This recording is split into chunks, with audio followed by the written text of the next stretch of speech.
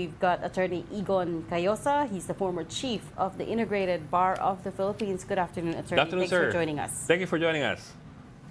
Good afternoon at magandang hapon sa nakikinig at nanonood sa inyo. Yes, sir. Sir, very interesting back and forth. We've been reading, we've been reading some of the writings of former justices of the Supreme Court. Of course, we've also read the Supreme Court ruling. In this cutting naman, each lawyer has his own interpretation of how things go. But from your perspective, sir, muna, give us your perspective. What do you think? Well, first, I'd like to commend you and other members of media and other lawyers or even non-lawyers for discussing this controversial decision, because if we frame it in the aspect of accountability of high government officials, this is a very important decision. If we look at it from the perspective of the Constitution being the supreme law, to which all the branches of government must submit themselves, it is very important. So congratulations to all of you. The overall effect of this, when we talk about accountability of high public officials, it will make it more difficult for our people to file or hold accountable the high government officials of our land. Secondly, in terms of constitutional principles, there seems to be, and there is reason for many who are saying there's judicial overreach here, and the decision seems to add or subtract from or add to the provisions of the Constitution, which they cannot do. They cannot do. And lastly, or thirdly, is the question of fairness. The Supreme Court makes in the decision, cites so much material and due process and fairness, but in this particular case, it now looks that they are not fair to the House of Representatives, because it now appears, after we see the whole text of the decision, and now the House of Representatives is planning to file an MR, that number one, there are factual errors in the statements or appreciation of the Supreme Court. Secondly, it appears that the House of Representatives followed their own rules, the Constitution, the timelines, and the guidelines of the Supreme Court in its earlier ruling, the Francisco ruling. But now they changed the guidelines and make it retroactively applicable to the House. So again, that's not fairness. We would understand why this case is very controversial, and I think it will be good for our country that it is discussed in detail. Yung question at the heart of this, attorney, seems to be, one of the questions at the core of this is what constitutes an impeachment complaint being initiated, right? And to our understanding, meron na pong jurisprudence on this in terms of the one-year bar rule, which a lot of people are now saying that the Supreme Court changed. Are they allowed to do that? Could you help us understand this part of the process? Bakit po controversial siya? It is controversial because at the time the House of Representatives processed the 4 impeachment complaints, the prevailing rule would be the rules of the House, the rules of procedure, the Constitution, of course, and the doctrine laid down by the Supreme Court in the Francisco ruling. What did the Supreme Court say in the Francisco ruling? The Constitution says there can only be one impeachment complaint initiated within a year. So that's very clear. So, but then the Constitution is silent. When do we start counting or considering that there is an initiated impeachment proceeding? The Supreme Court in the Francisco ruling said it's not when somebody files a case. That's not the start. It is when because the House is supposed to, if there are cases filed by individuals, sponsored by a congressman, or filed by a congressman himself, the process would be for the House of Representatives to evaluate, look at the supporting documents, see if they're complete or authentic or genuine and sufficient, and then they will refer it to the Committee on Justice. So the Supreme Court said it's not the filing, it's when the House acts on it and refers it to the Committee on Justice. Okay, so in this particular case, there were three cases. They were all entertained by the House, but it took their time for whatever reason. And then they acted on it within the prescribed period of 10 calendar days. So hindi totoo yung sinasabing inupuan nila. They acted on it within the time limit prescribed by the Constitution. But meron ding dumating, there was a consolidated complaint, the fourth one, which was referred to the House plenary. So that was acted upon first by the House. It was approved by not only 1/3, which is the minimum, but more than 2/3. And it was transmitted to the Senate. And then thereafter, the House said, yung tatlong mga complaint din, since we already acted on the fourth complaint, then we will just archive them. Right. But sir, is it so unusual to change jurisprudence even though there is a precedent? Of course, the law is still a living thing, no? And what applied maybe 20 years ago may not necessarily apply in this instance. And I guess that is why we have courts, right? But what do you think? Is it really so unusual to be overturning jurisprudence? But every now and then, the Supreme Court changes doctrine. It's allowed. As a matter of fact, the Supreme Court is not error-free. And that's why every now and then, the Supreme Court corrects itself and adjusts the doctrines to the realities of the present time. So they are allowed to do that. But in these instances, there's what we call a very settled doctrine of operative fact. It is unfair, so the Supreme Court can change the doctrine, but usually they will say this will apply prospectively to be fair, because you cannot also fault people for relying on your doctrine and then punishing them or castigating them later on. So usually, when the Supreme Court changes doctrine, the application of that new doctrine, just like any law, should be prospective. So that's where the trouble arises, because in this particular case, parang naging retroactive. Sir, let me quote from the Supreme Court ruling on the impeachment case. The one-year ban should be reckoned from the initiation of the impeachment complaint. If unacted upon, or when it is dismissed, if it has been partially acted upon. The one-year ban may also start to commence upon the violation of the fundamental rights of the respondent, which ousts the House or the Senate of jurisdiction. So, this particular sentence, among other sentences in the ruling, would make it appear like any verified complaint filed with the House triggers a one-year ban or the one-year bar. So the question would be then, what's to stop dummy complaints from being filed? I do remember nung panahon ni GMA, sunod-sunod ang pag-file ng mga so-called dummy complaints to immunize the president from legitimate or real or serious impeachment complaints. I'm sure you remember. I'm sure you know which lawyer I'm referring to. I will not state the name because he's already passed away. Pero there was this lawyer who was so famous for filing every year. Inuunahan niya yung iba magsampa ng impeachment complaint to immunize GMA. So what's to stop that now? And they were based on... basta naman. Precisely, the Francisco ruling was to stop that farce, di ba? Yung kalokohan na yan. And the Francisco ruling was widely applauded by everybody. Unlike this place. So the doctrine was sound. That's why people or lawyers or even non-lawyers are surprised bakit ngayon iniba nila. Because wala namang material differences dito eh. So, but even assuming that they think this is the better one, because, it depends on the composition of the Supreme Court also. Matatalino naman lahat mga yan. But if they do so decide na palitan yung doktrina, di ba dapat it should be made to apply prospectively.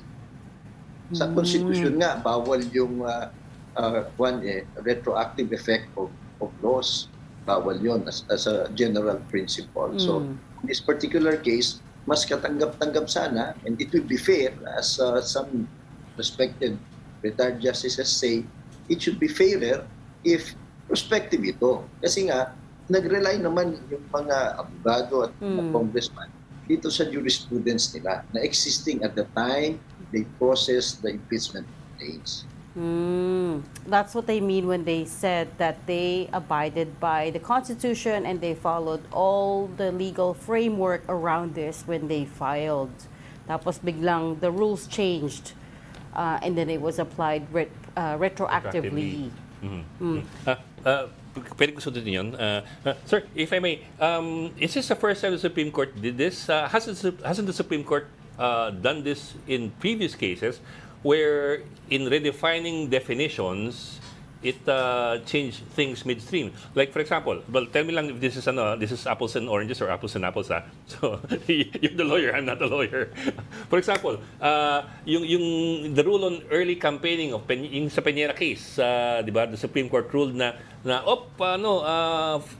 hindi early campaigning yan, hindi siya counted as early campaigning because hindi pa nagsisimula ang campaign period. So didn't that redefine, for example, early campaigning midstream as well, yung the party list rule on what party list groups are allowed? Didn't that also change everything midstream? So I'm wondering lang if this is similar to that in the sense na it's Supreme Court saying na these are the rules that should be in effect right now. Well, it depends on the particular details of each case. But you're correct, there are exceptional cases where the decision of the Supreme Court was given retroactive effect. But, you have to look at the nuances. That is acceptable and that is fair if there is an accused or a respondent who is prejudiced by a wrong or decision or an outdated practical rule or decision. And that's why, for example, decisions that are favorable to the accused are given retroactive effect. Why? Because of the constitutional presumption of innocence. Okay? So, but then in this particular case, yung nasa kabila ang respondent is a co-equal branch of government, the House of Representatives. They also have what we call the doctrine of presumption of validity and legality and constitutionality of official acts of government. Especially so, when it comes to impeachment, it is very clear in the Constitution. It's not just a constitutional right, but a constituent power and right of Congress to take care of the details of impeachment, both the House and the Senate. So, if you look at all these nuances, masusurprise ka talaga dito sa seemingly retroactive effect of this new decision. But, sir, there is also something to be said about the fact that it was a unanimous decision, and this is the highest court of the land, right? I mean, what do we make of that? Okay sana, I mean, if they were split. If they were split. Margin eh. Oh, but this is 13-0. Two did not vote, but 13-0. So we have to put weight on that too, don't we? Well, when the Supreme Court decides whether it is a split decision or a unanimous decision, it doesn't really matter, because it's the legality of or the soundness of the decision. So for us, for people who comment or evaluate, it holds very little weight. Hindi naman sila politicians. So dapat yan is ebidensya, ano bang katotohanan, what are the facts, what are the rules, or what does the Constitution say in spirit and in the text. So maaring mag-factor in lang yan dun sa tsansa na magre-reconsider ba sila. So that's another thing. But it doesn't really matter. When we analyze decisions of the Supreme Court, whether they are sound or not, the number of those who agreed with the decision does not carry much weight. Because kung nagkamali ka, mali yung facts mo, mali talaga kahit 10 kayo o mag-isa ka lang. It doesn't really matter. So, when we talk of constitutional principles that are settled, then it doesn't really matter whether there are 13 of you or you're split. Maganda nga yung thinking ng iba na why did you not conduct an oral argument or some suggestions it might be good for them to give the MR a chance so that an oral argument so that everybody could hear it, assuming they will allow public oral arguments, and the full court or the other two who were not there can participate. So these are just mechanisms by which we hope the Supreme Court will have a chance to correct itself. I guess it came into play because na-politicized na, no, sir? There are a lot of people pointing to the fact that at least 9 of them were appointed by former President Duterte. And that colored this decision, unfortunately, right? How they rightly voted... or wrongly, it's a perception that exactly. It created this believes on perception na, okay, the Supreme Court is also... susceptible to political maneuvers.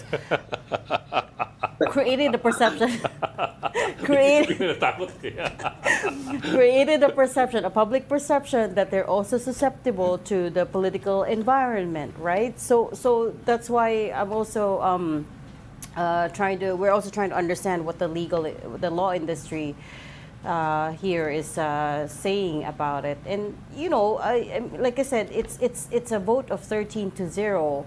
If you're on the other side and you think, okay, that's a wrong decision, how could 13 judges get it wrong, right? Or sir, to put it another way, how can 13 of the presumably best legal minds in the country, of course, this is a presumption, they may have feet of clay anyway, but anyway, that's not for us to say. But yeah, the presumption is there that they're the best legal minds of the country. And there are questions as to whether or not due process was conducted by the High Court. There are also questions as to whether or not the facts were the correct facts were looked at by the High Court. I mean, but these are 13 of the presumably best legal minds. So I mean, iba yun, sir, sa ano eh. I get what you mean, pero iba yun dun sa ano eh. Yung naghati sila 6 versus 7, pero majority pa rin ng 7.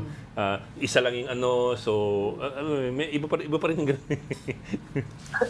Well, one, it's very unfortunate that that's the public perception now. And what you say na feeling yung marami o yung iba politicized. That we should not evaluate or look at it that way. But unfortunately, that's the reality. Why? Because nga questionable yung basis or soundness of the decision. Kasi when we look at the decision, we should look at it regardless of who penned it, how many voted, or who are the parties involved. We should look at it from the perspective of the Constitution, accountable public official, balance of power, or equal branch of government, and many of the settled principles. It's only unfortunate because of the sequence of events na ganun na ang paningin ng taong bayan. We don't even want to go to that. That's another matter. That's a political thing that people can look into. But as far as the Supreme Court is concerned, hindi dapat. Now, as to whether or not 13 can change their mind, it may be improbable, but it's possible. You talk about integrity. Because you cannot quarrel with facts. You could disagree among yourselves. You could be split about whether or not you change the policy or the interpretation. But when it comes to facts, there's only one true fact. So, dito, unfortunately, there are factual matters that are being pointed out at may basihan sila. So, to me, the Supreme Court, of course, when these things are questioned, when the Supreme Court, whether unanimously or in a split decision, commit errors of appreciation of fact, ang labo nun. Talagang it will greatly affect the integrity of the whole institution. So, maganda rin kung titignan nila, baka Meron ding hindi nakita yung mga nagki-criticize, but facts are facts. So, it's the highest form of integrity, really, to correct yourself if you're wrong. Now, And if you're correct, then you say so, but this have to come out. Hindi well established yung factual basis with respect to yung sinasabi nila na, and even the logic na the first complaint was deemed initiated when you adjourned. Adjournment was at 7 o'clock. Yung pag-approve dun sa fourth complaint was in the afternoon. So how will something that was even the deemed initiated is not in the Constitution, di ba? But even so, let's use their logic. If that was deemed initiated at 7 o'clock, kasi sabi ng Supreme Court, when you adjourned and you did not act on it, it is deemed you acted on that. So when did that happen? 7 At 7 o'clock. o'clock. But the approval by the two-thirds vote of the congressman of the fourth complaint happened in the afternoon at transmit na nila sa Senado. So how can something that was deemed acted upon preclude action on the fourth complaint that was acted upon earlier? Ang labo ng logic na yan. So that again, the Supreme Court has to look into and decide. Pipilit ba nila? As you say, they're the Supreme Court, but there's a big difference between the ruling becoming final and binding from people believing in its justness or correctness. lastly, sir, so now you have the different branches of government disagreeing on the constitutional. At what point do we call it a constitutional crisis? But I think even now, there's already a sort of crisis, di ba? But let's not be afraid of constitutional crisis. It should not immobilize us. It should not seal our lips. It should not, blanket our minds, our rational thinking, and our search for the truth and fairness. Kasi hindi naman magkakagulo yan eh. And in the past, there have been some decisions of the Supreme Court that were really disregarded by other branches of government. We're not saying they should do it this time, but if, for example, the Senate decides to proceed with the trial and decide whichever way, whether to conform to the opinion or decision of the Supreme Court or to form their own opinion and agree with the similar to the Supreme Court's decision na wala silang jurisdiction or they say we have jurisdiction, we would understand why they do that because they have the constituent power. Nag-convene na sila eh.